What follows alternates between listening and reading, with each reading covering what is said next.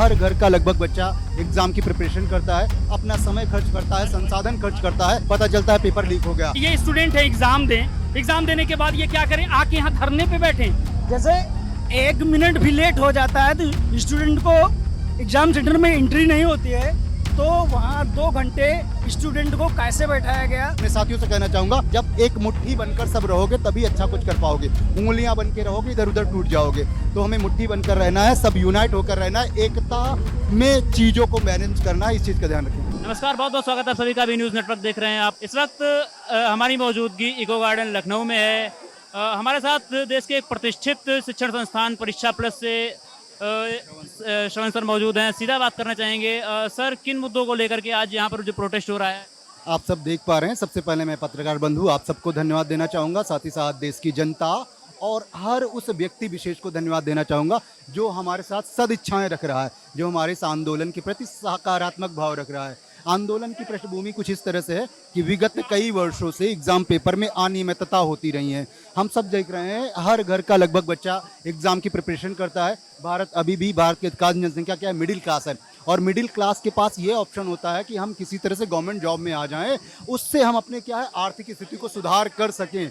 तो हर बच्चा, हर घर का बच्चा इस तैयारी में जुटा होता है। एक फेज वो तैयारी को देता है, अपना समय खर्च करता है, संसाधन खर्च करता है। समय संसाधन जब खर्च करता है, एग्ज़ाम देने जाता है, पता चलता है एग्ज़ाम में कुछ ना कुछ अनुचितता हो गई।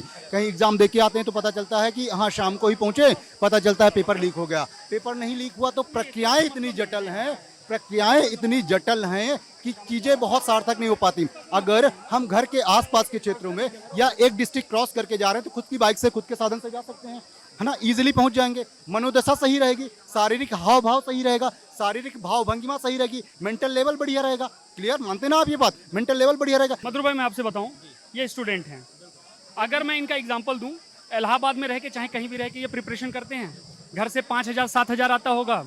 5,000 7,000 में आजकल क्या होता है आप देख भी रहे हो। 250 रुपये या 300 रुपये किलो अब गैस बन गया है, पेट्रोमैक्स यूज करते होंगे।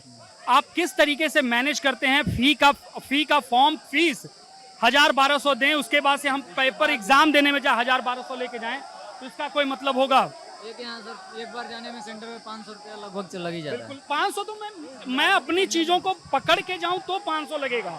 अगर मैं अपनी चीजों को खोलूं तो 500 से अधिक लगेगा।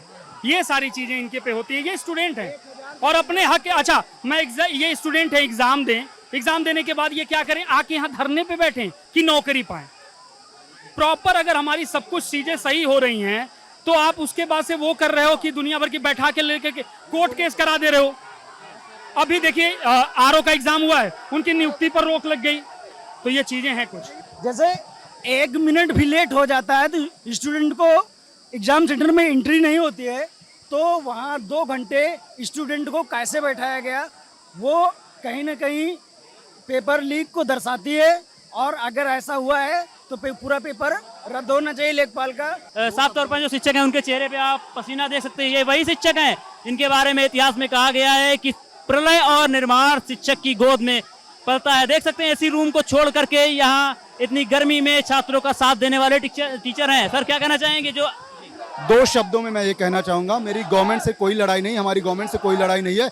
व्यवस्थाएं लचर हैं, इन व्यवस्थाओं को दुरुस्त करो। अगर व्यवस्थाएं दुरुस्त होंगी तो 3-4 जिले दूर जाना नहीं पड़ेगा। दूसरा मैं कहूँगा कि आप एग्जाम में सुचारू रूपता लाओ, एग्जाम को बेहतर तरीके से कराओ, एग्जाम कभी लीक नहीं होने चाहिए। एग्जाम के बाद आप नॉर्मलाइजेशन के जो तरीके अपनाते हो वो तरीके इतने स्पष्ट हों कि हम आसानी से समझ सकें, उनका आसानी से कैलकुलेशन कर सके। नॉर्मलाइजेशन का तरीका, किन आधार पे नॉर्मलाइजेशन हो रहा, बेसिक नॉर्म्स क्या है नॉर्मलाइजेशन के, प्रोटोकॉल्स क्या फॉलो किए जा रहे हैं, और जो भी भर्ती हुई उनका स्कोर कार्ड जारी किया जाए ना, ये हमारी डिमांड है। इस पर आप विश्वास करिए, इस पर आप ट्रस्ट करिए। हम कहीं से किस तरह की अव्यवस्था बनाने के लिए यहाँ पर नहीं आए, ना ही चाहते हैं अव्यवस्था, और ना ही ऐसी अप्रिय दशाओं का हिस्सा बनना चाहते हैं। हम नहीं चाहते कि हम प्रोटेस्ट का हिस्सा बने, कोई बच्चा नहीं चाहता कि प्रोटेस्ट का हिस्सा बने। प्लीज आप इस चीज का ध्यान दो, हम आपसे करबद्ध निवेदन करते हैं। सर एक छोटा सा सवाल और, जैसे कि सीजेपी के जो फाउंडर हैं आज वो यहाँ पर आए, अभिजीत दीपके, तो किस तरीके से देखते हैं? उनका समर्थन चाहिए शिक्षकों को या नहीं? शिक्षक और छात्र समर्थ हैं अपना प्रदर्शन करने में?